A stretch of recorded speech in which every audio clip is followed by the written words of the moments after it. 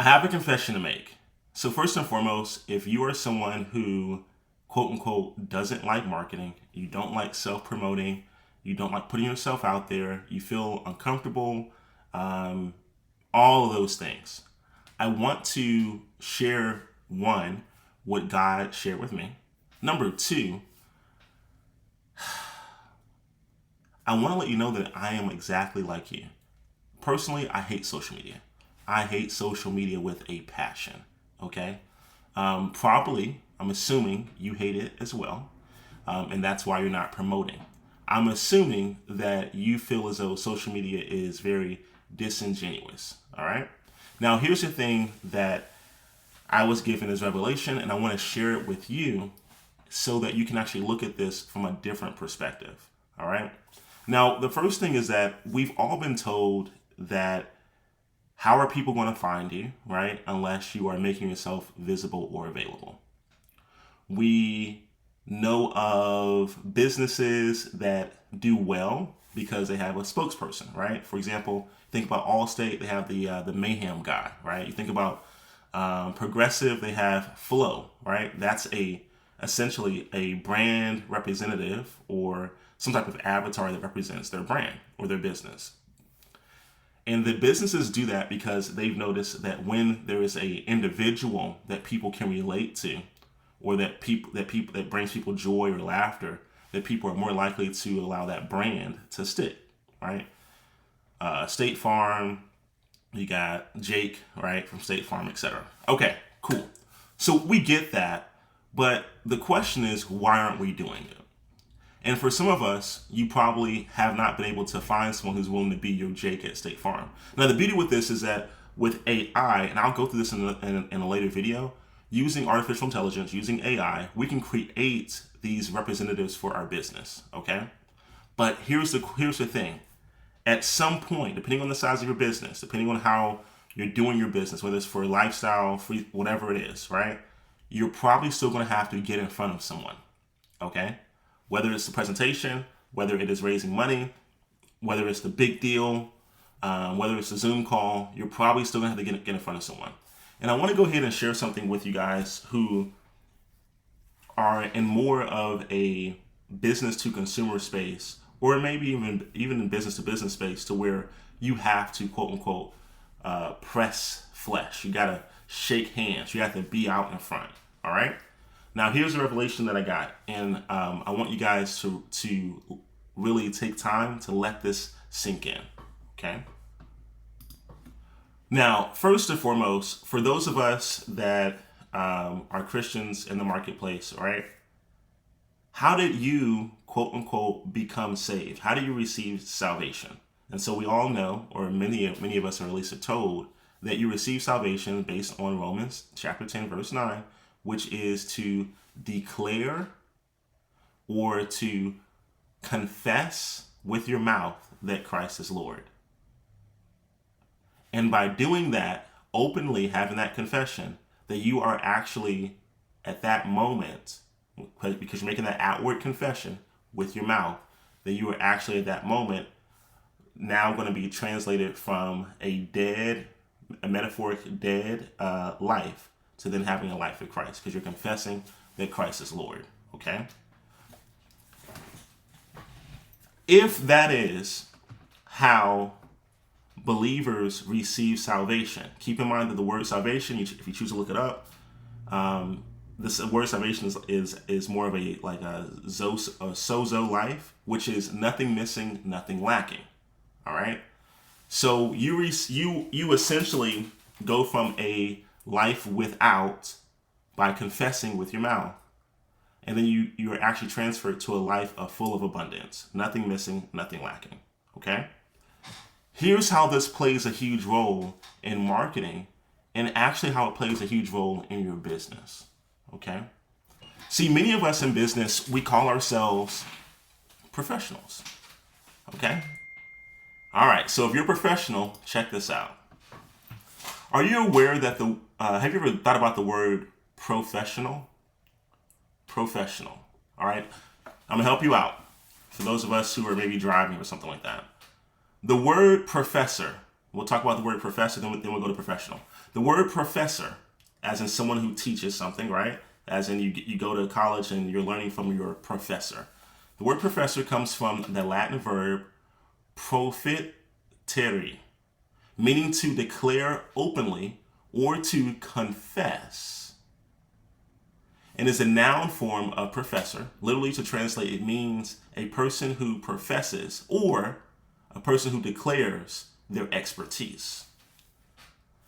A professor, let's say at a university again, let's say someone is a professor at, I don't know, the University of Pennsylvania, and this professor is a professor of electronics. This professor has to outwardly profess their expertise in electronics, which would mean that they would have to have published articles, they would be published in books, they would have journal mentions, they would have feature mentions, they would have studies, they would prove the studies, they would disprove studies, they would show their works, their portfolios, all because they are a professor. Because they are professing. Professing. All right, let's break the word pro down. First off, you'll notice that, let me say this real quick. The Latin word for professor is profitere. The prefix of profitere, if you just look at the word, is profit. As in money. As in you're in business to make money, to profit. Now here's the thing. If you're in business to make money, to profit, my question to you, my dear friend, is what are you professing? Are you professing your expertise? You're probably not. Why? Because I can relate. It's very interesting how the people that are true professors or professionals struggle with professing. They struggle with professing their gifts, their abilities. They struggle with sharing the greatness in which God has given them. Each one of us is gifted in something completely different, right? Now, what makes life unique is how do you choose to show or profess to others your greatness? If you have been saved by confessing that Christ is Lord, and therefore you believe that by doing that you receive the sozo life or salvation, soteria, salvation, you receive salvation. How is it that you understand the importance of confessing, but we're having trouble with professing? Peep game real quick, guys. For those of us who are having trouble with it. You're probably saying to yourself, well, Leland, professing and confessing, that seems different. And that's why I have someone of a quote unquote religious background. A religious background is a whole other subject, but just using this for example, I have someone's religious background. I have no problem, confessing my faith with Christ, but professing, that's a different thing. Is it? Both profess and confess share a Latin root. When you share a root, for example, that means you're part of the same thing. In other words, part of the same tree. If you have a brother, you have a sibling, brother, sister, whatever, then you both share the same root of the parent. Okay? All right. Latin root, fateri, Fateri, fateri, to acknowledge, confess. And the Latin prefix pro, which is to forth or openly. Okay? Says, however, profess emphasizes on making it public or open or voluntarily declaring outwardly. That's profess. While confess implies admitting that us to something wrong. So in other words, someone's confessing that Christ is Lord. They are admitting that beforehand they did not agree that Christ was Lord. Okay? And so in other words, in many cases, if someone is confessing something, they are admitting maybe shame or guilt, etc. Okay? That's the only difference. I hear this, now look at this. Etymology. We have profiteri, profit, right? Profiteri, essentially, to declare openly, testify voluntarily, meaning to declare something openly, publicly, to affirm something, or to claim to possess a quality or feeling. What do you already possess? This is why you professing your expertise, your knowledge, your background, only you have your expertise. Only you have your back. No one. You could grow up in the same household as a sibling. You and that sibling could have went to the same school. You could be twins, as a matter of fact. You guys could went to the same colleges, same grade schools, lived in the same neighborhood, lived in the same city, lived in the same house all of your life. Yet your experiences and how you interpret them are still going to be different. That's a quality or feeling that only you would be able to possess. And because that's uniquely you and you're uniquely different, what you would profess is going to be uniquely different. It's literally just in the word. I'm just reading, defining something that probably you didn't take time to do. That's it. That's what we're doing right now. That's what we're doing. Okay? Check this out. Confittery. So we looked at profess, and now we're looking at confittery, which is to confess.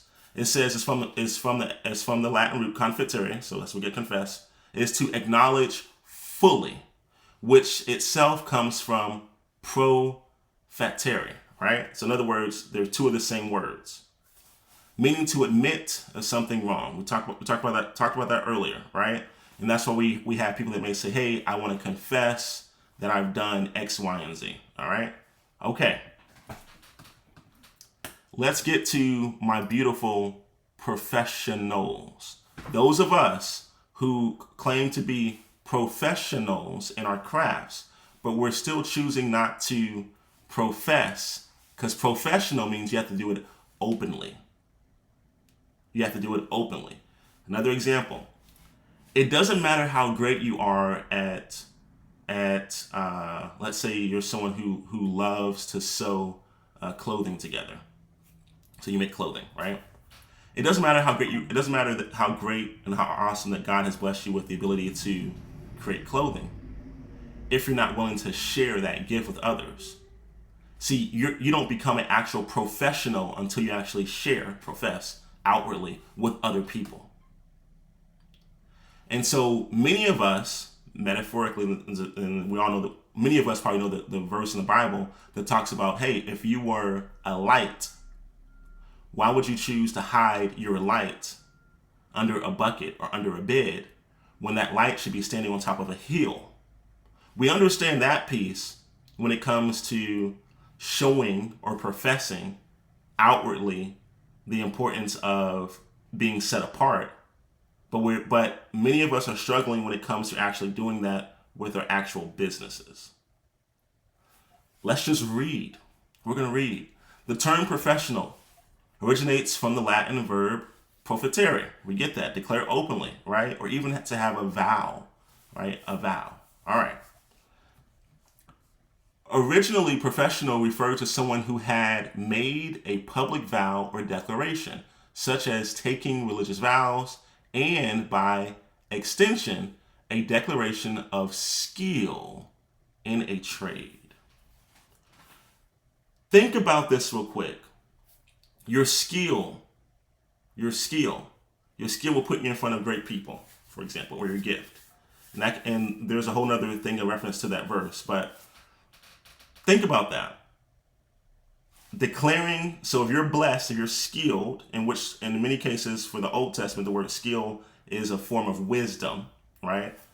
It's interpreted as a form of wisdom. So this wisdom in which you're given is your skill. That's your skill, right? Or in case, this is your trade. This is how you actually trade to actually earn income, revenue, livelihood, bartering, etc.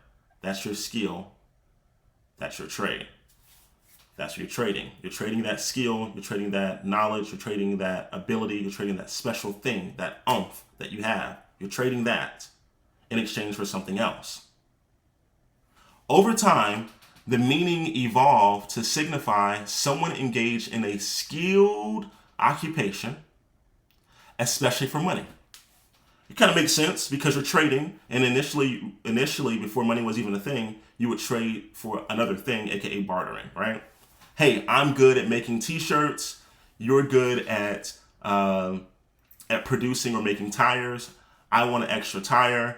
I'm willing to trade you my skill set of making T-shirts in exchange for your tires. Makes sense. Okay. Now now check this out. The word stems from the late Latin professus, the past participle of profitare. Profitare is meant to declare openly, to confess, to acknowledge, to make public a statement of something. The Middle English period, professed meant having professed one's vow. Later on, people understood automatically that professing was the same thing that we use when we're going through you're confessing your faith. Okay. All right. Hope you guys understand that. Now shifting to calling. Okay. Now this is so awesome. So shift to calling. The meaning expanded to include any occupation that one professes to be skilled in, particularly learned trades.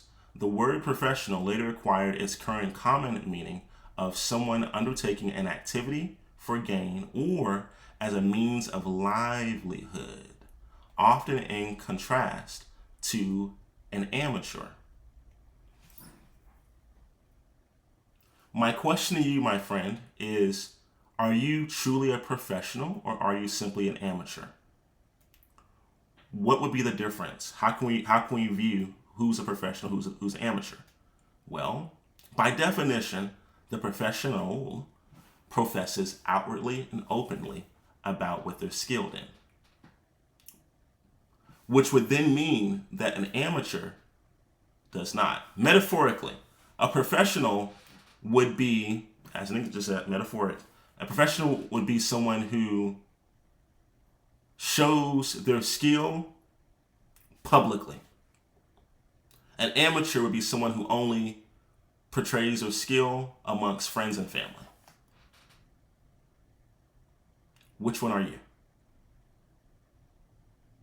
Because if you're an amateur, maybe you should be paid at the same level that an amateur is paid at. If you're a professional, outwardly declaring to multiple people, multiple times, frequently, people can find you. They know what you're known for. Then maybe you should be paid more.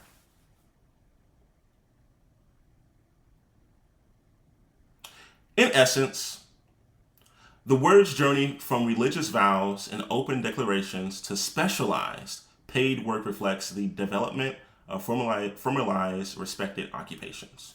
Okay?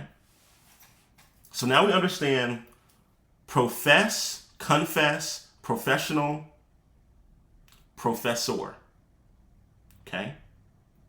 All right. Here's the next thing. When this was revealed to me, it hit me like a ton of bricks. Now, the part that I'm going to share with you guys, God told me this a couple years ago. And I'll be honest with you guys, like I said, I'm going to make a confession. There are times where God gives me amazing revelation of things, and I choose to sit on it. And that's wrong. Okay? That's wrong. That's a wrong act of me doing so. Here's what God shared with me. I remember I was driving down the street, and I was at a stoplight, and there was a gentleman on the median of the road who had a sign, and his sign was essentially, something in reference to, please donate money to me, or we'll work for money, or something of that sort. And the Holy Spirit said to me,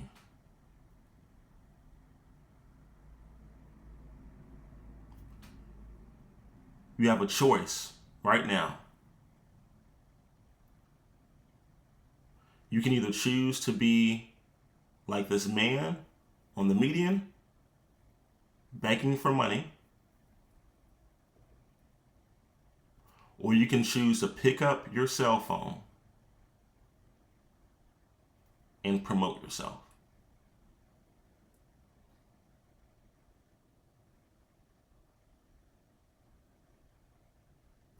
I want you to think about this. What's the difference between this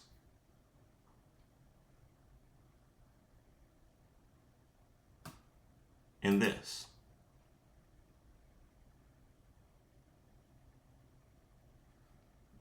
This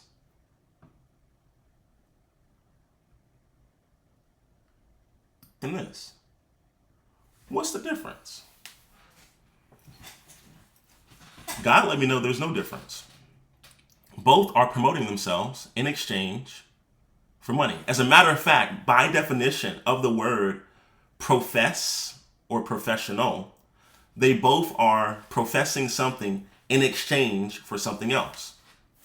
Just that it becomes more acceptable for people to pick up their cell phones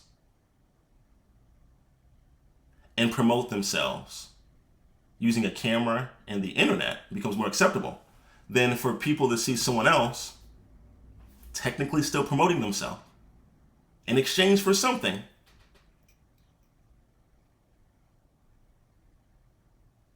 Someone on the side of the road or the street appearing to be a beggar. What is the difference there? God let me know there is no difference. I know you're thinking, you're like, how is that possible? I get it. Let's just read simple definitions. All right?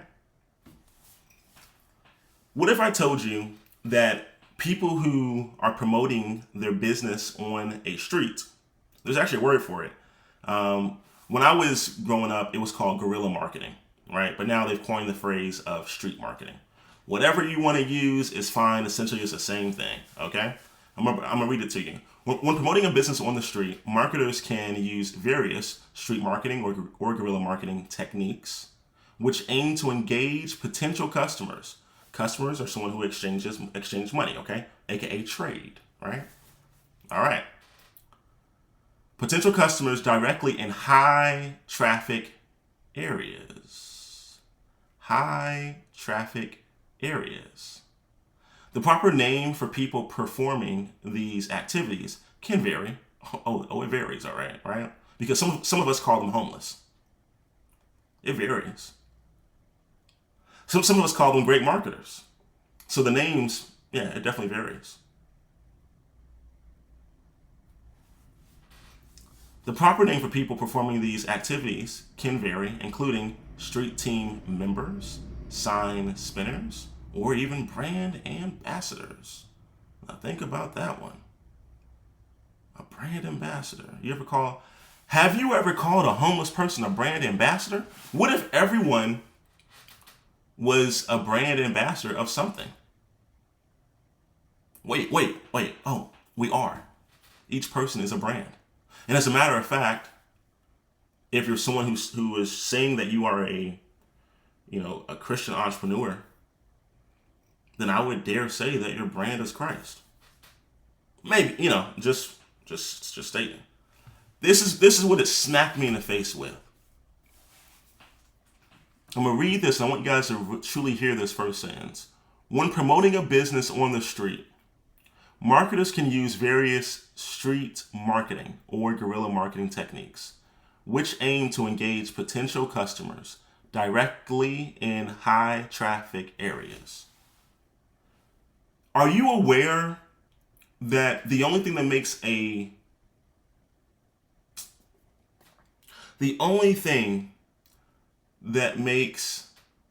a billboard important is depending on how much traffic the billboard is in front of?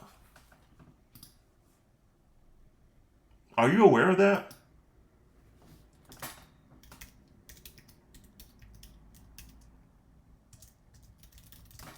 You guys may not be aware of that.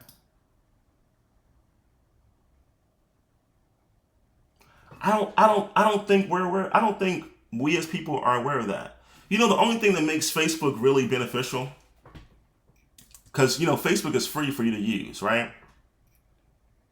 You guys know that. You guys use social media. Facebook is free. It's 100% free. But marketers pay billions to Facebook every single year. Billions to Facebook every single year.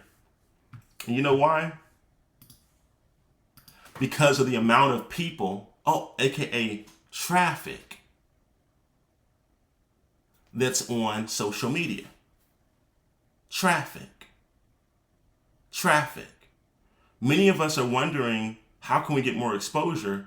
And you have more traffic awareness, attention on your phone than you do in some major highways throughout the world.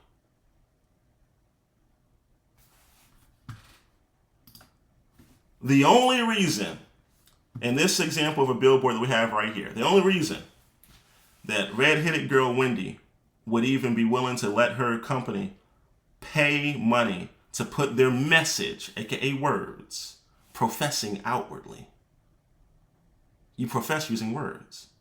So that she would allow for words to be put outwardly on the sign in exchange for money is because of the idea that that sign, that message, the brand, the words, the brand is going to actually get exposure, aka awareness, aka traffic, aka people are going to see it.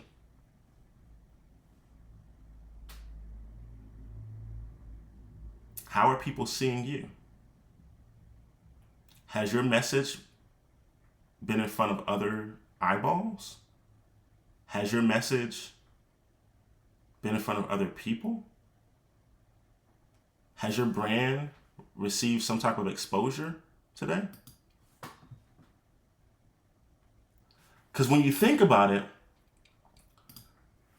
the gentleman that will work for food or willing to work, or the gentleman that is asking for help, or the gentleman who is asking for people to give money, their sign, the sign that they have, that's a marketing message. Don't you dare look down on them, because they're choosing to at least use creativity of marketing to grab attention. Have you ever thought of that? Now, just because you walk by and it doesn't work for you, you're not their customer. You're probably not their ideal customer. You weren't a part of their conversion rate. And I think that's the issue. I don't think people understand how conversion rates work. First off, if you don't know, a conversion rate is the amount of people that see or that are exposed to marketing. And in some cases, you may even say like a sales tactic, okay? So it could be like a sales call or whatever else. But ultimately, whatever you're tracking, if you're tracking marketing, if you're tracking a sales call, but essentially your conversion rate is the amount of people that see or hear or are exposed to an offer, to a product, right, to a special, to a sale. And a slither of them will actually become a customer or purchase that thing. So in other words, if 100 people see your marketing message, it could be on a billboard, it could be on a truck, it could be on Facebook ads, it could be on TikTok, it could be posting on social media, and you notice that you have 100 views, that's how many people are aware or have been exposed to your message. Out of that 100 people, as an example, maybe only one person or two people take a step forward in your process, right? So if it's become a lead, then that means that your conversion rate is a 2%. If it's for them to purchase something and become a customer and make a sale, that would mean that if it's two people, that's a 2% conversion rate. Are you aware? See, like most of us We don't promote because we don't want, just being honest, we don't want the comparison to others, because we're not valuing what makes us truly unique and different. God is so awesome to where we all could sell the exact same thing, yet if we did it out of authenticity, it would always be a little bit different. We could all sell the exact same grilled cheese sandwiches, but yet if we each added our own flair and our own uniqueness to it, it's going to taste different. And it's going to resonate with a certain amount of a population every single time, no matter what. If you choose to actually be uniquely you. That's how awesome God is. We all have a heart that it's pumping blood in our veins right now.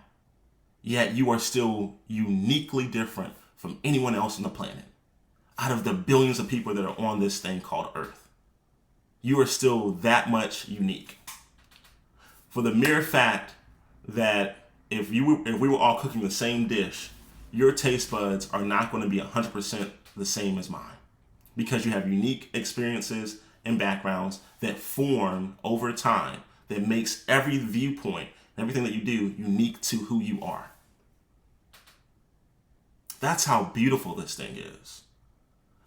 And when we're not professing this uniqueness, what we're essentially saying is the opposite of an act of faith.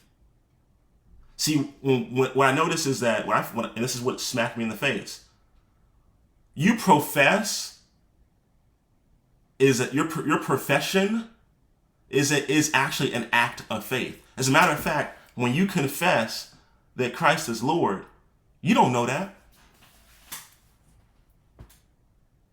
You don't know that. You ain't met him. You've never met him. You've never met him. So therefore, it was an act of faith. You've never met Jesus. Ever. As an act of faith, you're choosing to believe, but you've never met Jesus. You ain't met him. The fake picture of Caesar Borgia, whatever his name was, that people have as what Jesus looks like, that ain't him. That's a picture of one of the king's sons. That's a whole, I'm not even get there. But you've never met him. You've never seen his wool hair. You've never seen his bronze feet. You've never met him. Yet, as an act of faith, you chose to outwardly say that Jesus is Lord. All I'm saying is, let me say this real quick. It takes more faith to outwardly speak on something that you've never seen. Therefore, it will take less faith for you to outwardly speak or profess on something that you are, that you know. Because your profession is your unique experience. It's your unique experience and expertise. You know that because it's been with you since you've been born. It's been, as everything that you do and change, so does it. As you learn more, you get better, and then therefore you can profess more. There's no ceiling to this if you choose to continue to grow. There's a verse that I love, and I think people oftentimes misuse it. It says, Paul writes in the New Testament, it says, "Beloved, above all things, I pray that you will prosper and be in good health, even as your soul prospers." Think, 3 John. John wrote it. 3 John 2. "Beloved, I wish above all things." Let me put it in front of the screen real quick, just so you guys can see it. I think people no, man, we ain't reading. That's what it is. And if we are reading, we're not reading for comprehension. We're reading to get check mark. Think about what this says. And I meant to make this is going to be a whole nother video. The first time that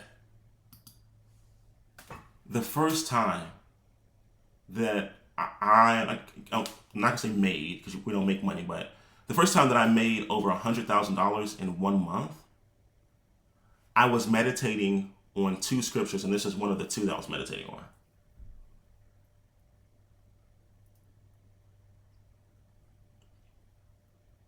And I'm not sure people actually read this for what it says. It says beloved. The word beloved already means something. So that's a relationship piece. So that's number one. There's relationship here. Beloved. I wish above all things that thou mayest prosper.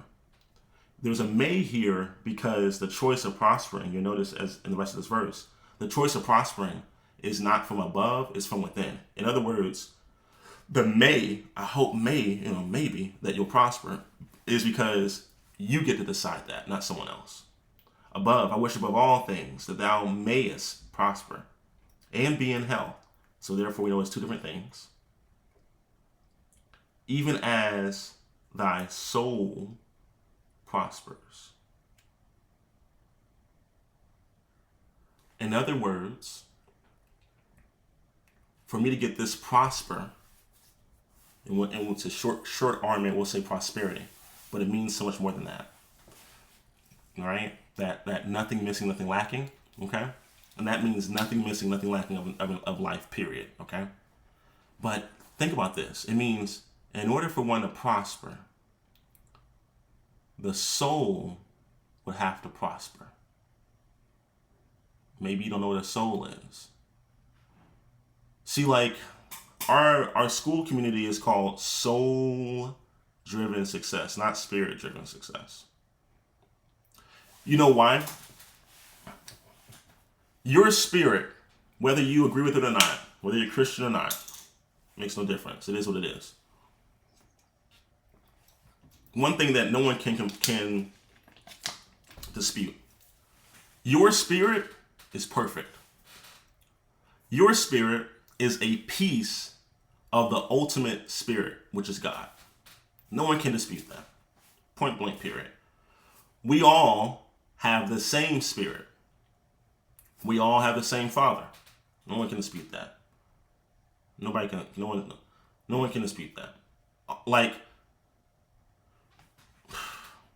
So there's a spirit that is in you. Okay? Cool. So we get that part. If the spirit that's in you is perfect and it's a part of God, why would the spirit ever need to change? Hint, it doesn't. You know what has to change or basically become in alignment is your soul. Your spirit is perfect. Your spirit is connected. Your spirit has all power. It's your soul that's jacked up. It's your soul that drives the ship. What is a soul? You're probably wondering, well, what is a soul? How is it different? Okay, cool. The soul is your will, your intellect, your emotions. That's your soul. Your soul is your will, your intellect, your emotions. It's that thinker that you have. It's this thing that's on top of your shoulders. It's the brain that you have never seen. Have you ever seen with your physical eyes your own brain? No. You've never seen it. You've never seen it. Maybe you saw an x-ray, maybe you saw a video, but you've never seen it with your own eyes. You've never seen your mind with your own eyes. That's that soul that it's talking about.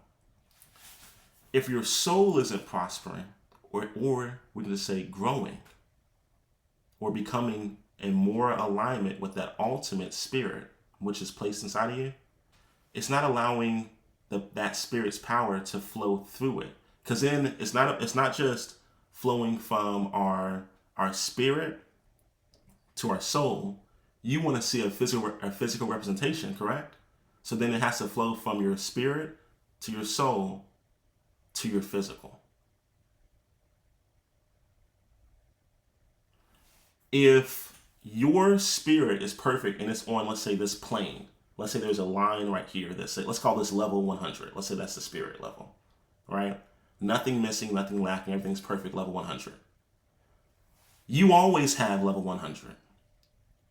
But if your soul, your will, your intellect, your emotions, if your emotions have you in a prism, aka a prison, of low emotions, of not feeling worthy, of fear, of doubt, you're not able to rise up and become aligned with that level 100.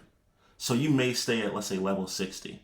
So you may periodically get, a few shards or sprinkles of that level 100, but you're not fully aligned with that yet. That's why the New Testament talks about, Paul says, be transformed by the continuing renewing or metanoia, metamorphosis of your mind, so that it becomes more aligned.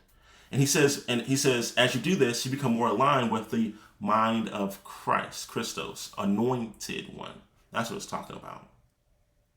Becomes more aligned. Think about this. Beloved. First off, you're loved. That's a position. I wish above all things that thou mayest prosper and be in health. So again, we know that it's not just a physical, like, oh, I'm prospering because I feel good today. That's not what it's talking about. Two different things here. We got prosper, we got health. Okay. Prosper and be in health, even as your soul prospers. In other words, if you want to increase, you want to level up to the next level, the first thing you need to focus on is not the physical. You need to focus on the internal, which is your soul, your mind, your intellect, your emotion. And you know what's funny is that, to a certain extent, because these are spiritual laws and they work for anyone who chooses it, to a certain extent, people are aware of this when it comes to education. Here's what I mean. For a small period of time within the United States, people would say, hey, I want a better paying job. I want this output of a higher output, aka more money. And in order for me to do that, I believe that I need to go ahead and get a higher amount of education, right? In other words, they want the higher output, the money. And what they're willing to do is to increase, or at least from a credential perspective, increase their soul, mind, intellect, will, and emotion in the form of a degree for qualifications.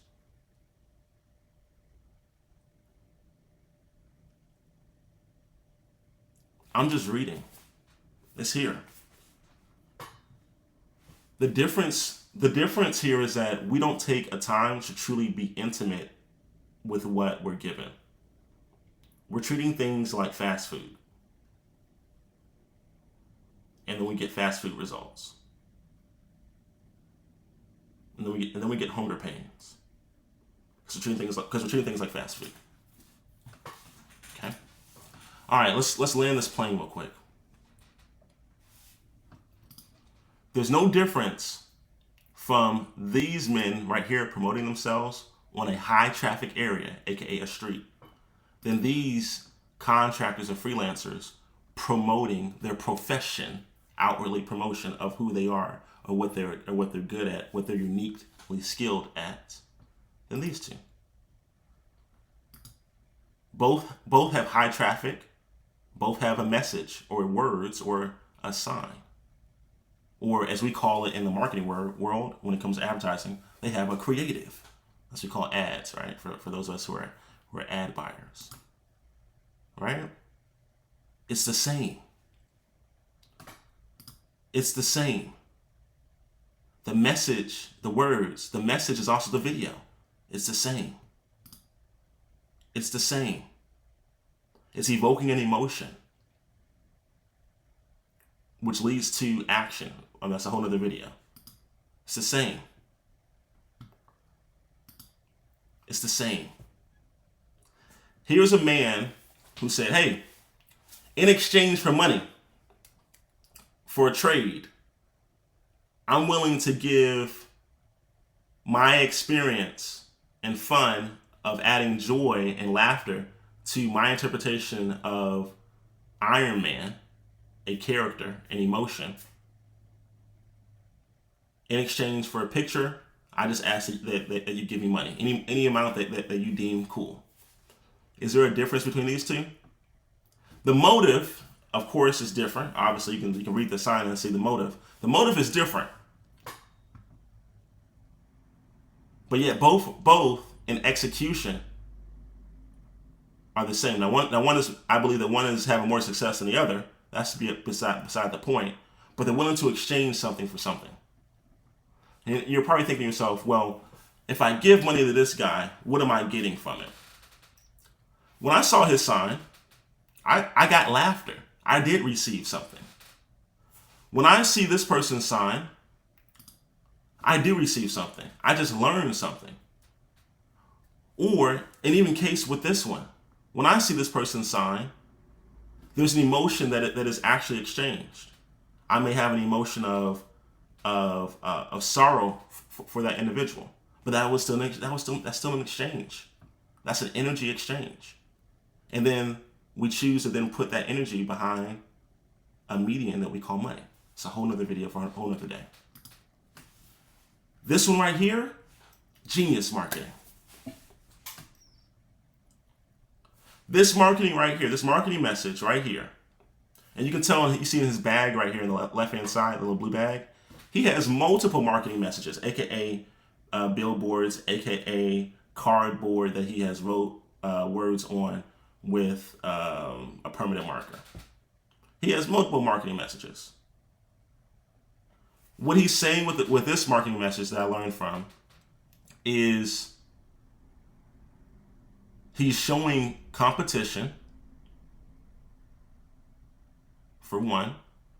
If you know anything about the way economics works, free markets, etc., is that competition either drives up or drives down the price depending on how it's regulated, etc., etc. That's what's taking place right here. Also,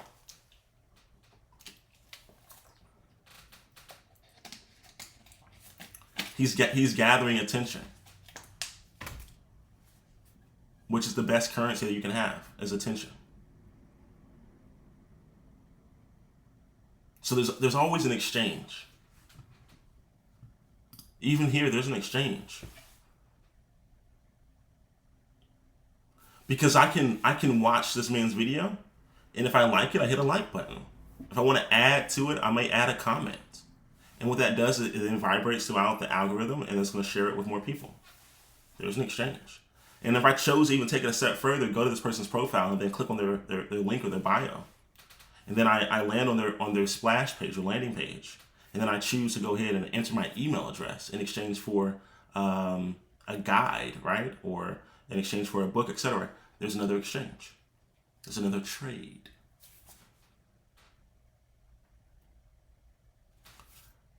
As I end this video, I want to give you the opportunity to ask yourself, what am I professing? How do I deem myself as a professional?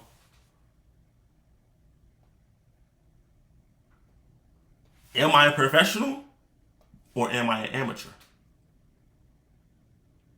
I hope that today you make the declaration that from this moment forward, that you are no longer going to be an amateur, but a professional.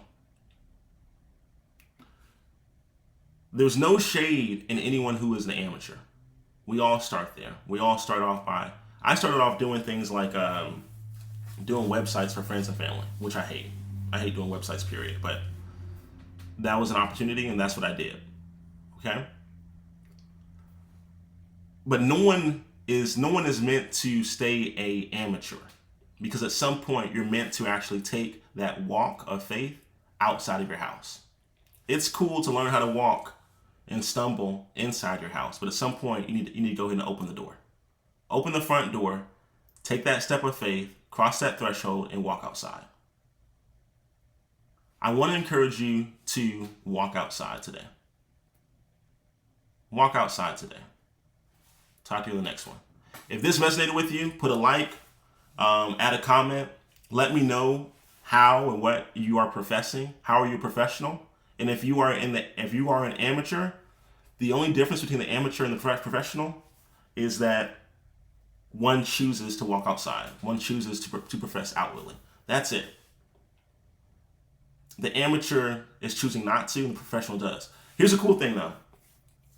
Are you aware that with all your expertise and you choosing not to outwardly profess, are you aware that there's someone that's less qualified, that someone who's not as good as you, someone who's actually trash, no disrespect, but it is what it, someone who's just not good at what they do in their craft, but they choose to profess outwardly, and yet they might get more clients or customers or have more money than you because they're just choosing to profess outwardly. They're choosing to be the loudest person metaphorically in the room, and you're choosing not to be. You're essentially putting your lit candle under a bushel, your lit candle under a bed, when your candle deserves to actually be out on a hill. It deserves to be illuminated throughout. Profess outwardly today. Peace.